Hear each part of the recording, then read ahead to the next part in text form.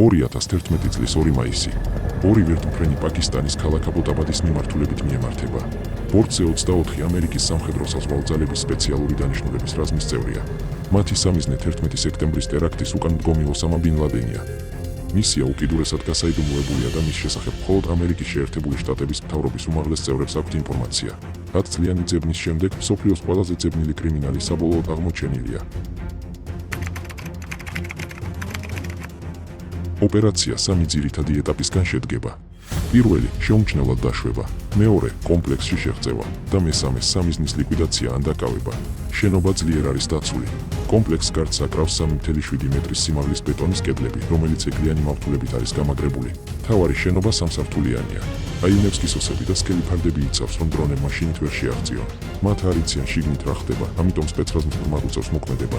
90 წუთიანი ფრენის შემდეგ ისინი კომპლექსს უახლოვდებიან. გუნდმა როგორმე უნდა მოახერხოს და დაეშვას ისე, რომ არავინ შეამჩნიოს. წინააღმდეგ შემთხვევაში მათ სერიოზული პრობლემა იქნებათ. თეთრმა სახლმა შეგნებულად არ გააფრთხილა პაკისტანის მთავრობა, რადგან არსებობდა რისკი, რომ ბინ ლადენს გააფრთხილებდნენ. თუ ისინი შეამჩნევენ ამერიკულ სპეცრაზმს, გუნდი მტრულ-ძალად ჩაითვლება. ამ ყველაფერს ართულებს კომპლექსიდან 2 კილომეტრის მანძილზე მდებარე პაკისტანის სამხედრო აკადემია, რომელიც მძიმედ არის შეიარაღებული. ამიტომ ეს გეგმა მსოფლიოს საუკეთესო ტაქტიკოსების მიერაა შექმნილი. პირველ რიგში ვერტმფრენები დაბალ სიმაღლეზე მიფრინავენ, რათა პაკისტანის რადარებზე დაფიქსირების შანსი შეამცირონ. მისვლისას ერთი ვერტმფრენი სახურავზე უნდა გაჩერდეს, რათა სპეცრაზმმა თოკებით ჩასვლა შეძლოს და ზემოდან შეიჭრას შენობაში, მოულოდნელად. მეორე ვერტმფრენი კი მთავარი შენობის წინ სხვა ჯგუფის ჩამოსმას უზრუნველყოფს, რათა შეტევა რამდენიმე მხრიდან განხორციელდეს და შიგნით ყოფებს გაქცევის საშუალება არ ჰქონდეთ. კიდევ სამი ვერტმფრენი მზადყოფნაში რჩება საჭიროების შემთხვევაში დახმარებისთვის. განვითარებულ მოვლენებს კი პრეზიდენტი ბარაკ ობამა თეთრი სახლიდან აკვირდება.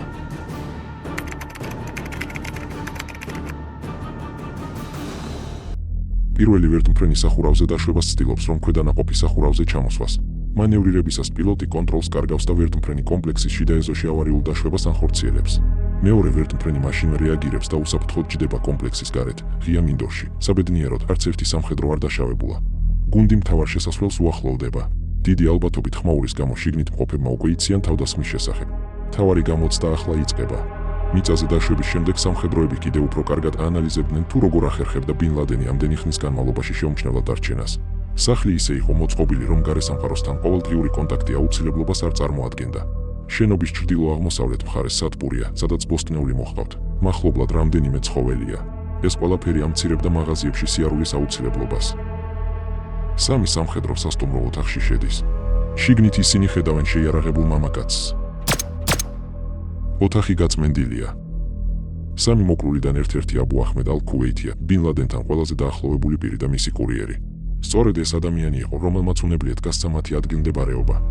ადრე დაკავებული ტერორისტები ხშირად ახსენებდნენ მის სახელს დაკითხვების დროს. მისი იდენტიფიცირების შემდეგ CIA თვალყურს ადევნებდა მის გადაადგილებას, რამაც ისინი კომპლექსამდე მიიყვანა.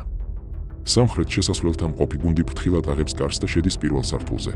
ეს არის ადგილი, სადაც ოჯახი თავისუფალ დროს ატარებს. პირველი ოთახი მისაღებია იატაკთან ახლოს განლაგებული დივნებითა და აბსტრაქტული ყვავილოვანი ორნამენტებით. სამზარეულოს მოპირდაპირედ არის ოთახი, რომელიც საკლასო ოთახად გამოიყენება. აქ სახლში მყოფი ბავშვები იღებენ განათლებას არაბულ ენაზე. სამხედროები ხედავენ, თუ როგორ მოძრაობს ვიღაც ჭრდილში. მათ ცეცხლი გახსნეს. ისინი ოთახში სწრაფად შედიან, სადაც მათ კიდევ ერთი მამაკაცი ხვდებათ, რომელიც იარაღის აღებას ცდილობს. საფრთხე განეიტრალებულია. პირველი სართული სუფთაა, მაგრამ მისია ჯერ არ დასრულებულა. მეორე სართულზე ასვლა ყველაზე რთული და სახიფათო ეტაპია. მათ როგორმე უნდა მოახერხონ რკინის კარის ჩამოღება ისე, რომ ხმაურმა მისიას საფრთხე არ შეუქმნას. ისინი იყენებენ მცირე ზომის ასაფეთქებელს, რომელიც მხოლოდ საკეთს აზიანებს. აფეთქების შემდეგ ჯგუფი ფრთხილად ადის მეორე სართულზე.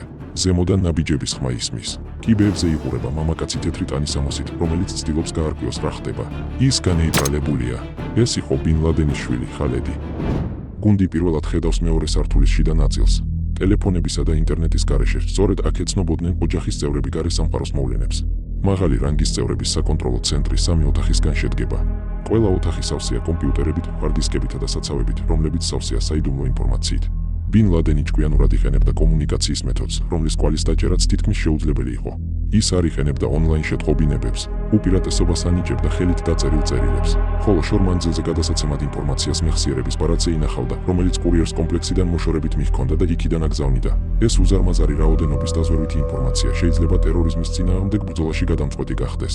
მაგრამ ჯერ მესამე სართულის გაწმენდაა საჭირო, მისიის საბოლოო ეტაპი.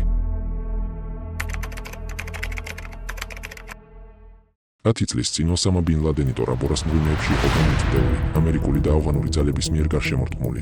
1000-მდე მებრძოლთან ერთად ის გადაურჩა უწყვეტ ავიაერიშებსა და სახმელეთო შეტევებს. ამბობენ, რომ მან გამოსამშვიდობებელი ჩანაწერიც კი ჩაწერა და მაინც მან გაქცევა მოახერხა. ამჯერად გუნდი იგივე შეცდომას ვეღარ დაუშვებს. ეს მათი ერთადერთი შანსია. სპეცრაზმი ფრთხილად ადის მესამე სართულზე. ისინი შედიან ოთახში, სადაც მათ ხვდებათ ბინ ლადენის ორი ცოლი და კუთხეში მიყუშული ბავშვები. მათ წინ კი იატაკზე მამაკაცია ნაცრისფერი წვერით. სამიზნე ლიკვიდირებულია, მაგრამ ჯერ ყველაფერი არ დასრულებულა. ალ-ქაიდას სხვა რომელიმე ლიდერმა შეიძლება დაიკავოს ბინ ლადენის ადგილი. ინფორმაცია, რომელიც მეორე სართულზე ინახება, ყველაზე მნიშვნელოვანია. სპეცრაზმა შეტყობინება მიიღო, რომ პაკისტანის მთავრობამ უკვე გამოგზავნა რამდენიმე დანაყოფი ბინ ლადენის რეზიდენციისკენ. დრო იწურება. პირველი გუნდი სწრაფად ათავსებს ბინ ლადენის ცხედარს ჩანთაში. მათ აუცილებლად სჭირდებათ მისი ცხედრის ბაზაზე გადატანა, რათა მისი ვინაობა დადასტურდეს. ბინ ლადენის მხოლოდ რამდენიმე ფოტო არსებობს. ყველაზე გავრცელებული მათგანი 14 წლის წინ, 1997 წელს იყო გადაღებული. ამავდროულად მეორე გუნდი მეორე სართულზე არსებულ ჰარდ-დისკებს, ლეპტოპებს და მობილურ ტელეფონებს აგროვებს. ეს ინფორმაცია გადამწყვეტია. ისინი კიდევ ერთხელ ამოწმებენ ყველაფერს, რათა ოპერაციის ბოლოს კრიტიკული შეცდომა არ დაუშვან. წასვლამდე ისინი ანადგურებენ ვერტმფრენს, რომელიც ავარიულად დაეშვა. ამერიკის შეერთებული შტატების ტექნოლოგია მტრის ხელში არ უნდა აღმოჩნდეს. როგორც კი დამხმარე ვერტმფრენი მოდის, გუნდი სწრაფად ტოვებს ადგილს. არც ერთი მათგანი არ დაშავებულა. ოპერაცია იდეალური სიზუსტით შესრულდა. როდესაც პრეზიდენტმა ობამამ მსოფლიოს ბინ ლადენის ლიკვიდაციის შესახებ ინფორმაცია გაავრცელა, მისი გვამი უკვე ზღვის ფსკერზე იყო მოთავსებული. იმისთვის, რომ საფლავი ექსტრემისტების სალოცავ ადგილად არ ქცეულიყო, მათ ასეთი გადაწყვეტილება მიიღეს. ბინ ლადენს საფლავი არ უნდა ჰქონოდა.